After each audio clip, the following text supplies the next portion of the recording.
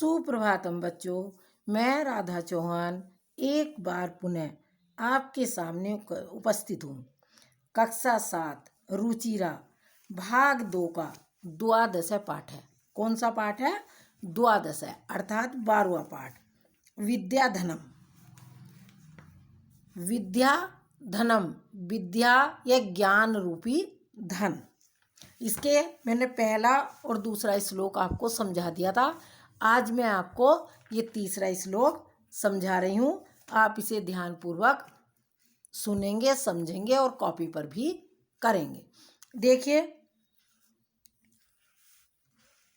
तीसरा श्लोक। केयूरा न विभूषयन्ति पुरुषम हारा न चंद्रोज्वला न स्नानम न विलेपनम न कुसुमम नालंकता मूर्धजा। बाणे का समलंकरोति पुरुषम या संस्कृता धार्यते श्रीयन्ते किल भूषणानि सततनम वाग्भूषणम भूषणम। अब देखिए इसमें कयूरा होते हैं बाजूबंद। कयूरा बाजूबंद जो हाथों पर बांधे जाते हैं, ऊपर बांधे जाते हैं। कहाँ बांधे जाते हैं? कोहनी से ऊपर बांधे जाते हैं, वे बाजूबंद कहलाते हैं। न नहीं भूषति शोभायमान। पुरुषों के हारा उज्ज्वल हार उज्ज्वल। न स्नान्यम, न स्नान करना, न प्लेनियम लेप करना, न कुसुम फूल। देखिए बाजूबंद, चंद्रमा के समान उज्ज्वल हार, सुगंधित द्रव्य, फल और सजाए हुए बाल आदि मनुष्य को शोभायमान नहीं करते। अगर मनुष्य बाजूबंद बांध लें, चंद्रमा के समान उज्ज्वल हो जाएं, स्नान करके उसे लेप कर लें, फल फूल अपने ऊपर सजा लें, तो वह चीजें शोभायमान मनुष्य को नहीं देती हैं। वाणिक्यम समंकरोति पुरुषम या संस्कृता धार्यते। बल्कि अगर एक संस्कृत धारण कर ले, संस्कृत की वाणी धारण कर ले, तो वह मनुष्य को अलंकृत करती है, अच्छा शोभायमान देती है। अन्य वाणी आभूषण के नष्ट हो जाते हैं, परंतु वाणी रूपी आभूषण कभी भी नष्ट नहीं होता। जो सुंदरता ऊपर से हम लगाए रहते हैं वे सब नष्ट हो जाते हैं, लेकिन जो हमारी संस्कृत वाणी या मीठी वाणी है वो कभी भी हमारी नष्ट नहीं होती। तो इसलिए मनुष्य को कभी भी ऊपर की शोभा दिखानी नहीं चाहिए। तो देखिए इसका अर्थ देखेंगे।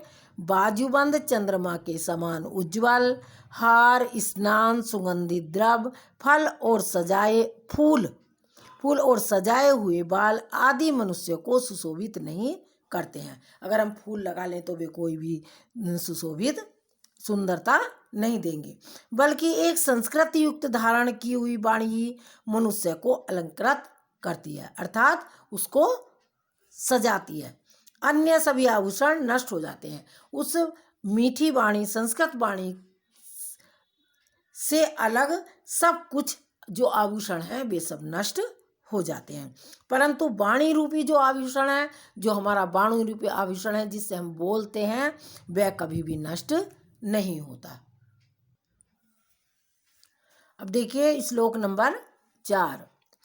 विद्या नाम नरस्य कृति कुलारा भाग्यस्य चाक्ष्य धेनु काम द्वारतिश्च विरहे नेत्रम तृत्यम च सा सत्कारा यत्नम कुलस्य महिमा रत्नैर्वृणा भूषणम तस्मादन्योमुपेक्ष्य सर्व विषयम विद्याधिकारम कुरु। विद्या नाम, विद्या जो विद्या होती है हमारी विद्या, नाम नरस्य मनुष्य को, कीर्ति कुला अपार, भाग्य क्षेत्री बुरे दिन, क्या है भाग्य चैत्र चाक्षय बुरे दिन। धेनु गाय, कामद्वय इच्छाओं से रति, विरह वियोग, नेत्रम आंखें, तृतीय 3, स च और सा वह। सत्कार्यतम सम्मान कुलस्य कुल, महिमा महिमा, रत्न रत्न, आभूषणम आभूषण, तस्नान्द्य मुपेक्ष्य सर्व विषय विद्याकारम कुरु। तो देखिए इसका अर्थ देखेंगे हम। विद्या मनुष्य की अनुपम अर्थात अपार, विद्या मनुष्य की अपार कीर्ति प्रसिद्ध है। जो हमारी विद्या है वह हमारी अपार है, उसका कहीं पार नहीं है, ये प्रसिद्ध है। बुरे समय में सहारा है, अगर हमारे पास कोई बुरा समय आ जाए हमारे पर तो ये विद्या ही साथ देती है। कैसे? हम पढ़े लिखे हैं तो चाहे एक बार को प्राइवेट नौकरी करें या कुछ भी हम करके खा सकते हैं, अर्थात उस बुरे समय को हम टाल सकते हैं, पैसा कमा सकते हैं, जिससे हमारी परेशानी दूर हो जाएगी। विद्या सभी इच्छा पूरी करने वाली कामधेनु के समान है। जैसे कामधेनु गाय है, विद्या सभी हमारी इच्छा है, जो भी हमारी इच्छा है हम इस विद्या के सहारे उस इच्छाओं को अपनी पूरी कर सकते हैं। वियोग में प्रेम के समान है। अगर हमें कोई दुख है, वियोग दुख परेशानी है, तो ये प्रेम के समान है, ये हमारा साथ देती है। यह मनुष्य का तीसरा नेत्र है। 2 नेत्र होते हैं मनुष्य का, लेकिन एक तीसरा नेत्र हमारा क्या है? विद्या है। विद्या सम्मान का केंद्र है, इस विद्या से हमें सम्मान मिलता है। आपने देखा होगा कि बड़े बड़े कवि, बड़े बड़े लेखक, ये सब विद्या प्राप्त करके ही बनते हैं। तो ये हमारा सम्मान का केंद्र है, हमें सम्मान मिलता है। जो हमारे गुरु होते हैं वे भी विद्या प्राप्त करे हुए होते हैं।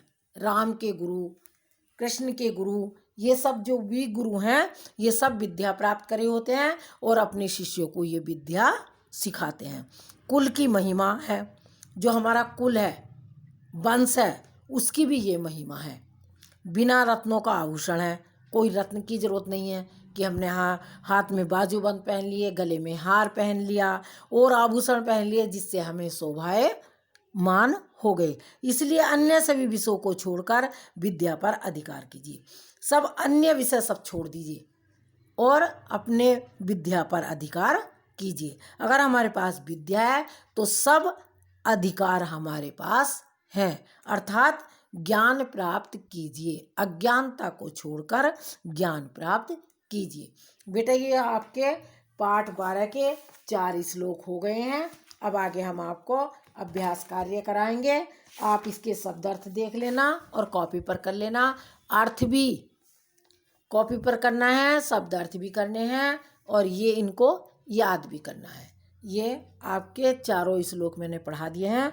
अब आप इन्हें याद करेंगे और कॉपी पर भी करेंगे। शब्द अर्थ भी याद करने हैं और कॉपी पर भी करने हैं।